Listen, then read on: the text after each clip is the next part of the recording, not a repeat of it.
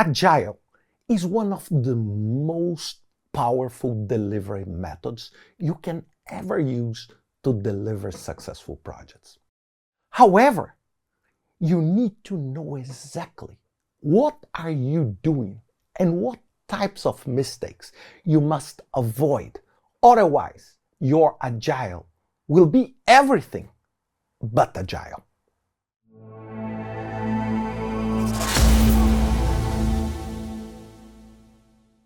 I am a big fan of Agile. I think it's one of the most powerful delivery methods if you are working with innovation, if you are working with high tech, and if you want to test, learn, adapt, and reinvent. For that, Agile is absolutely unbeatable. However, there are 7 mistakes I think you need to be aware to avoid having trouble. The first one is the lack of buy-in from senior management. And this is such a big challenge because many people working in the project management in general, we are very big fans of the delivery methods. We are passionate about this connection between ideas and reality. However, is your senior manager as in love with project management as you are? Many times, there is a massive lack of buy-in. Because at the same time, you want to deliver an agile project.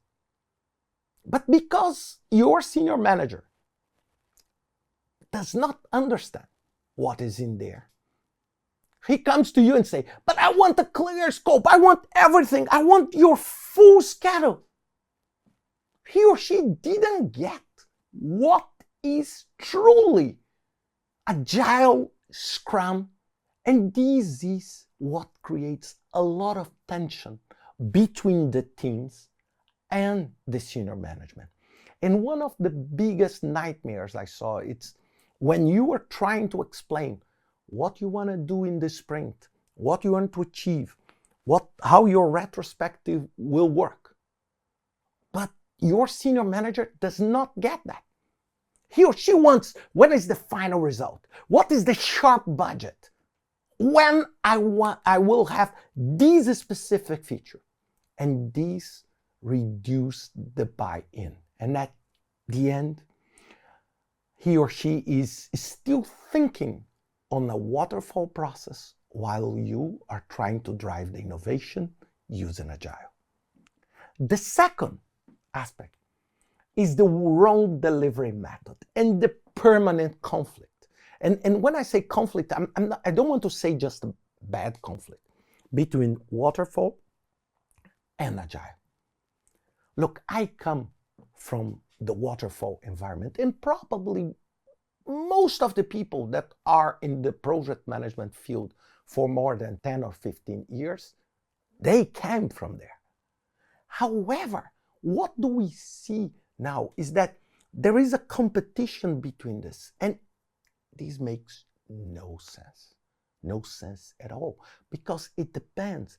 There are projects that would be dramatically affected by using Agile in a positive way, but others, Agile may be a big challenge when you have massive regulations, when you have really very clear deadlines you must respect, or when the cost of failure is just unacceptable. Because one of the key things of Agile is you produce something, you go, you test, you learn, you adapt, you tweak, you improve, you deliver again. You tweak, improve, deliver again. But some of the projects, you don't have this flexibility. I use always the example of the James Webb Space Telescope. As soon as the rocket shut off, it's over. There is minimum ability you will have to fix things or to organize things, because it's the nature of that type of project. And this is the second problem, because it doesn't matter if you do it perfectly. If you are not using the right method, that project is better suitable for an agile approach, or you just want it to be. The third one is the concept that a Scrum Master is the project manager. And this is a big thing. Of course, they have some similarities, but they are not even close to be the same. The project manager has accountability related to delivery of the project. The Scrum Master shares the accountability with the whole team. It's a team accountability. While in the project manager is a project manager accountability. The Scrum Master aims to make sure that people follow the Scrum process. They follow the approach. They don't do what I call many times the fake agile. Some people saying, I want to do a daily Scrum, and we are using Scrum so well. Yesterday we did a 3.5 hour of our daily Scrum. We are mastering. Look, if you are doing 3.5 hours of daily Scrum, you have no clue of what agility is. You have no clue, because it's not that. The name you are using is the same, but the concept of the daily Scrum is something fast, quick, sharp, just to the side. Okay, how was yesterday? How will it be today? Many times people do this, standing up, and it's a short, quick, fast meeting. If you're spending 3.5 hours, you have no clue of what we are talking. And the Scrum Master has no accountability related to the project alone. It's a shared accountability that is different. The project manager, most of the time, has the power of the pen to approve things, of course, depending on the project. The Scrum Master is someone that is helping the team to achieve. He's not the boss of the product owner. He's not the boss. He's not supposed this role. Maybe he is the boss, but because of functional decisions. But the Scrum Master role is an aggregation role. It's someone that just orchestrates the work. And people do not get that. People think that these two names are just, you can just shift them the way you want. No, when you shift, you are shifting and changing concepts. Number 4, it's no time boxing for activities.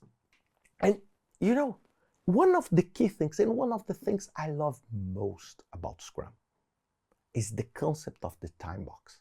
For example, a sprint is a time box, usually 2 weeks. But it's a time box. What do I need to get it done on that? And this helps you a lot, because when you don't have time box, you don't know what to expect.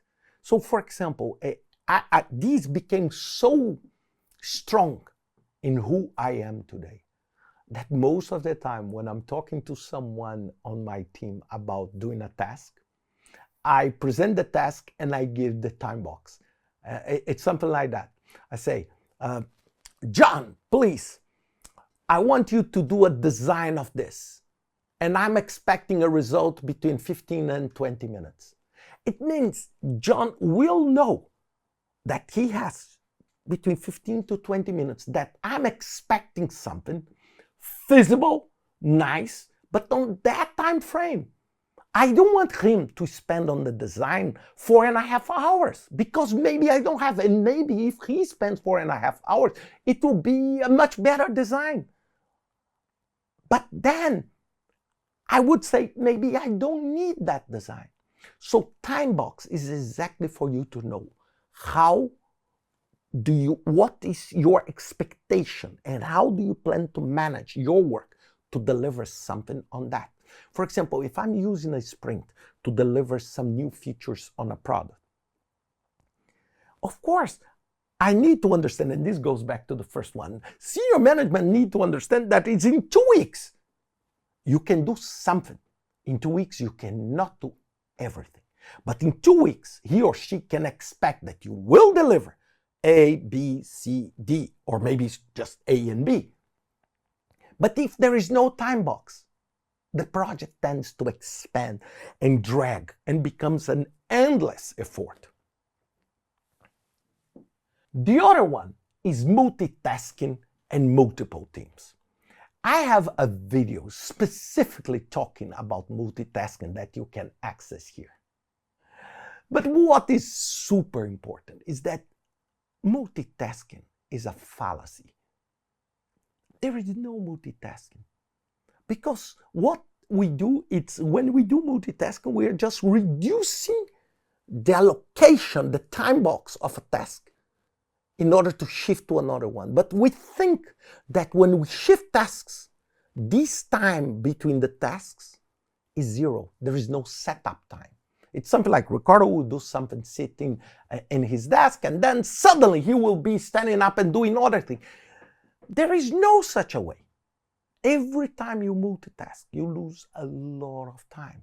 Every time your team is juggling between 10 different things, every time they throw a pin up, they are losing a few seconds trying to figure out where the next will be. If you, instead of that, you focus on one thing and get it done, you improve dramatically your ability to deliver the results inside that specific sprint. Number 6, it's conflict between the Scrum Master and the product owner. And this, power, interest, agenda. Remember, one of the key features of the success of a Scrum team is exactly how the team work together.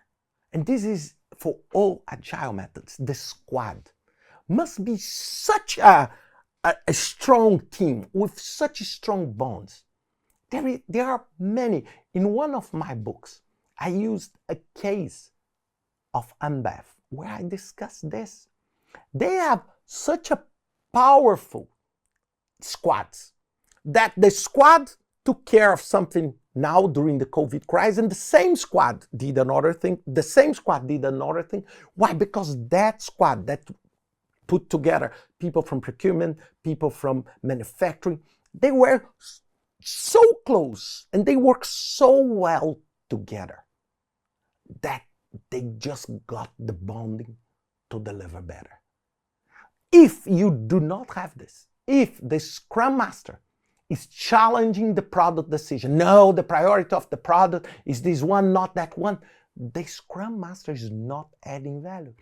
If the product owner is trying to discuss and define how the team will work together, it doesn't make sense. And sometimes, and this is, I would say, human nature. Because, for example, in the project environment, the project manager has this authority. Means the project manager usually is the boss, I would say, is responsible for that effort at the end. In an agile team, there is no such a figure. It's the whole team. So most of the time, the most senior members of the team, they tend to clash for power, for decisions and this. And this only hurts the end goal. And the end goal is to deliver the product you are aiming to do. So if you have this in your project, be mindful.